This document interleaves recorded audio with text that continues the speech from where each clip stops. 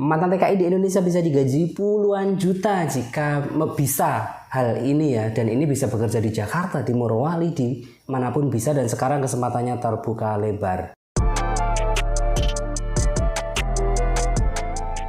Nah, halo teman-teman semuanya, beberapa hari yang lalu saya tuh ngobrol dengan teman saya yang berasal dari Sulawesi ya, Morowali. Kemudian kita ngobrol-ngobrol terkait pekerjaan dan dia cerita ke saya bahwasannya di sana itu orang kalau bisa bahasa Mandarin bisa bekerja di sana dengan mudah sekali dan gajinya puluhan juta.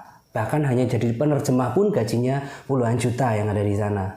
Bisa bahasa Mandarin di Morowali gajinya puluhan juta, dan itu banyak loh mantan TKI yang bekerja di sana. Itu kata teman saya yang dari sana saat kita ngobrol-ngobrol di Hotel Rombaya kemarin ya. Nah, kata teman saya itu di sana itu di Morowali itu banyak mantan TKI yang bekerja di sana sebagai penerjemah, sebagai pekerja staf di sana juga ada, dengan gaji yang fantastis ya, tentunya gaji yang fantastis, tidak kalah atau bahkan lebih besar daripada gaji saat menjadi TKI dulu. Dan kalau menurut penelusuran saya dan saya lihat di beranda-beranda saya itu juga sekarang udah banyak sekali, tidak hanya di sana tapi di Jakarta itu juga sudah ada ya. Jadi syaratnya mendaftar jadi sopir bisa bahasa Mandarin, asisten rumah tangga bisa bahasa Mandarin, babysitter bisa bahasa Mandarin, dan di TikTok itu yang viral itu gajinya juga 8, 10, 15 bahkan ada yang 30 juta. Luar biasa emang kalau bisa bahasa Mandarin, apalagi bisa baca, bisa nulis. Wah, itu nilai plus. Nah, ini adalah kesempatan yang luar biasa ya untuk teman-teman yang saat ini bekerja di Taiwan, bekerja di Hong Kong,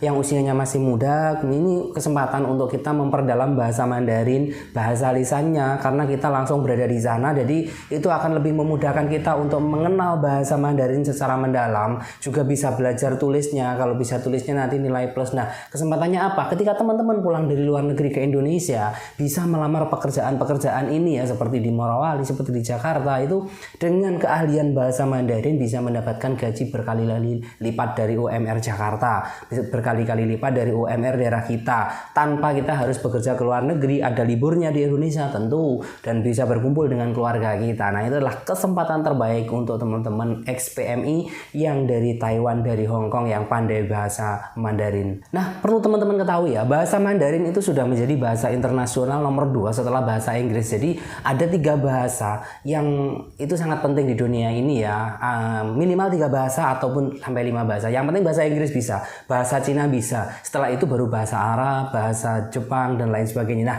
itu yang paling penting. Jadi kalau teman-teman menguasai bahasa Mandarin, baca dan tulis, itu sudah nilai plus sendiri, tidak perlu ijazah, nanti bisa bekerja di Indonesia, masa depannya cerah. Untuk itu teman-teman yang saat ini ada di Taiwan, yang penting belajar aja bahasa Mandarinnya. Dengan belajar bahasa Mandarin, bisa baca, bisa tulis, itu akan lebih berharga dari sebuah ARC PPTM ya, dimana PPTM kita kerjanya di Taiwan juga begitu-gitu aja ya. Kalau kita di pabrik ya di pabrik terus, kalau kita di PRT ya di PRT terus. Tapi kalau bisa mengembangkan di Indonesia, nanti bisa jadi pengusaha ya teman-teman semuanya, pulang di Indonesia mendirikan perusahaan penerjemah, perusahaan tur. Sekarang kan orang Cina itu banyak yang ada di Indonesia, di Morowali, di Jakarta, itu bos-bosnya rata-rata banyak yang nggak bisa bahasa Indonesia. Dan inilah kesempatan kita, karena apa? Bahasa kita yang kita pelajari di Taiwan, di Hong Kong, itulah bahasa yang sesuai dengan bahasa percakapan sehari-hari, dan itu berbeda dengan yang dipelajari di teman-teman yang di SMK, di kuliah, ataupun di tempat kursus. Itu